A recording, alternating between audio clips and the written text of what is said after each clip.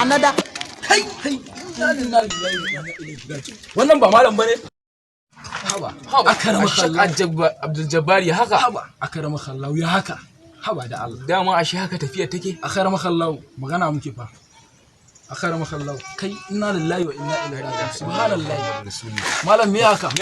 Wallahi tunda aka muƙabala ni kai na yayi zafi. Inna lillahi wa ba irin wannan nake ba to malam me ya janyo haka malam? Tunda aka yi muƙabalan nan kai na ya dau zafi. Kuma dai ka dai fada. Subhanallahi malam ya haka. Malam wannan ya haka, wannan fa menene? Wannan fa me kake ji da ita? Malam. Wannan da kai aka yi wa cajin da aka yi min da ba za ka faɗa haka.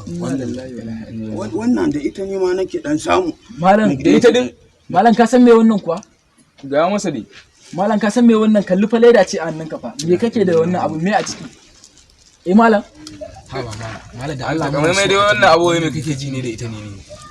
Malam. Wannan ba ma ita kaɗai ba ce. Wannan ta bacci nake sa. ilaha Wa'innan abubuwan da kake gani da kai aka yi wa cajin da aka yi ba za ka faɗa. Kai gaskiya malam Gaskiya malam bai da aba malam kai. Aba ina baba na aka gemu na waje ina wallahi ba ta sauko. Wannan abokina fashin da ta tafi nan gaskiya wannan bai dace da kai malam. Gaskiya malam bai dace da kai ba. Haba da Allah kai haba malam yan mu haba malam ya kake haka malam. Ban mai rigarsa wannan riga ce iya ta ban mai rigarsa. Mun tafi. Mutanen banza da ku aka yi wa cajin da aka yi min ba za ku yi haka ba. Ni yanzu na ma ban malintan na da DJ.